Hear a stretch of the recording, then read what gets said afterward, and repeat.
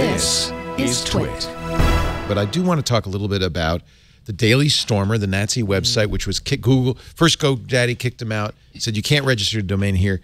They went to Google. 3 hours later, Google says you can't go here.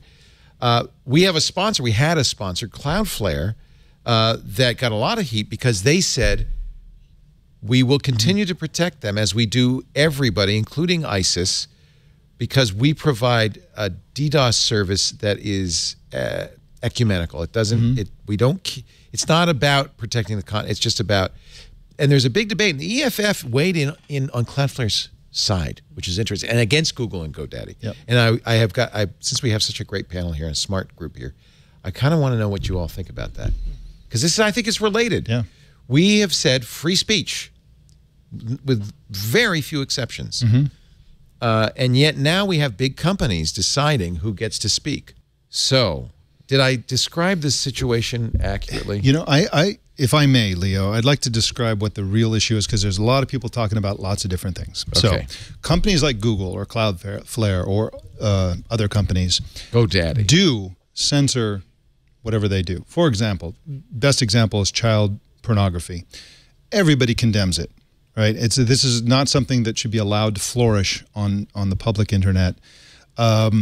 ISIS is another case. Now, Cloudflare, you said, does support ISIS. I've been told. I don't know, and I haven't talked to Cloudflare about that's alleged. that. They don't support. Wait a minute, that's really important. They don't support it, and I think the important distinction is Cloudflare provides DDoS service to all and sundry. Just like your electric company doesn't ask you, well, what's your politics before they sign you up for electricity? Or the phone company says, well, you can use this phone, but you can't use it to describe Nazi activities. Those are utilities the difference, that traditional utilities are completely agnostic about the bits carried on there, But they don't trade in content. That's the difference. Google, people communicate. There's content. There's sites. The web pages involved that have content, and so they're in different classes.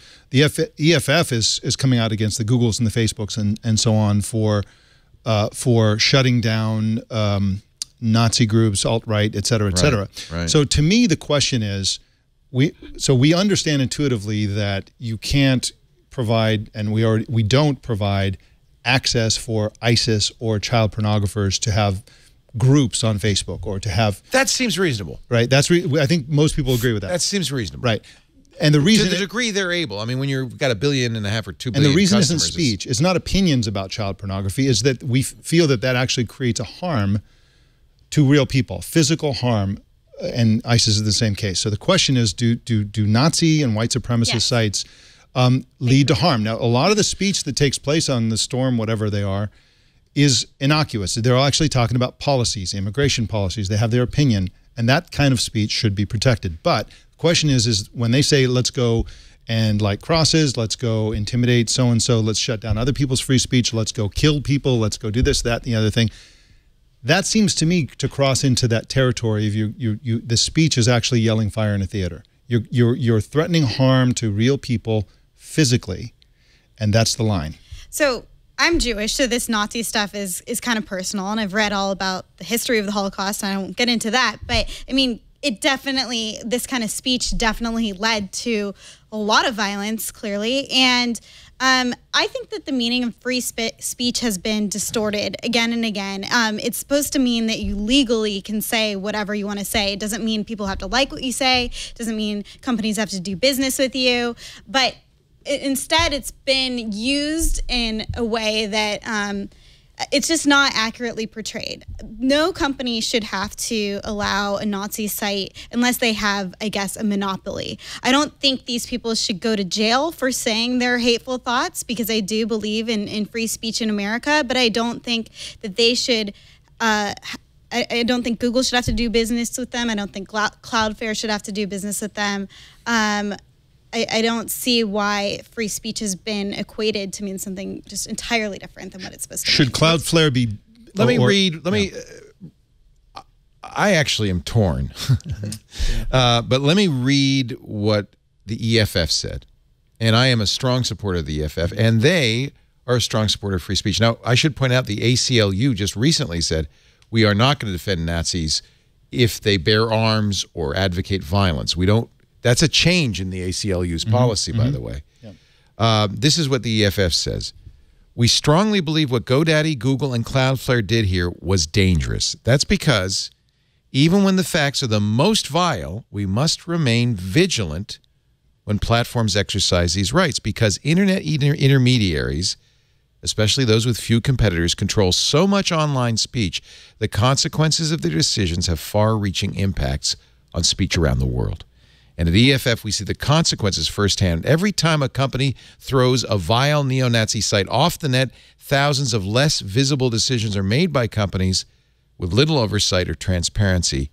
They worry that precedents are being set that can shift the justice of these removals. So I do think Google and GoDaddy are in a different situation than Cloudflare. Yes, they are. Yeah. I think Cloudflare can very reasonably argue, and I supported them in this, although we decided to decline their advertising at the time. They can argue we're a utility, like an electric company. I don't think the electric company should decide who gets electricity, or the phone company should decide who gets phone service. And I feel like that's kind of more what Cloudflare is doing. Google, on the other hand, and GoDaddy, I don't know. What do you think, Matt? You have to you used to, when you worked at Google, dealt with this all the time. Well, and certainly from the time at Google, there's a bunch of folks who are not free speech absolutists, but who think about the power of free speech and think about the power of the platform somewhere like Google. So having worked on the first version of Safe Search, for example, it was only dedicated to pornography, family-safe content. But you would see people come in and say, okay, that's great, but what about, you know, the anarchist cookbook? It's always, where do you draw the line? What about a witchcraft or a Wiccan site? What about pro-anorexia sites? And you could just see the slippery slope down there. And so it was easier to just say, okay, Safe Search would only be about this topic. And over something time, we could all agree on, or mostly agree on?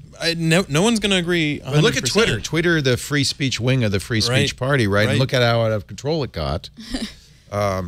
So I know that there are debates happening internally at Google where people say, okay, but where exactly does this line happen? Because if you locate your website on Blogspot or WordPress, then you're not surprised if WordPress takes you down. Because they're hosting the content. They're hosting the content. But if you have your own domain name, it's really interesting to think about, can I be as a registrar, kicked off the internet? What is a registrar doing when they're not really saying we're hosting the content, they're not endorsing the content, they just allow you to register the name? I don't know if a domain registrar should be able to do that. And I think Cloudflare going even a step further, I don't know, it's very difficult. Well, because at the same time, the Daily Stormer is reprehensible. And the thing that got them in the most trouble was, I don't even want to repeat it, was truly beyond the pale. And any right-minded society would reject it.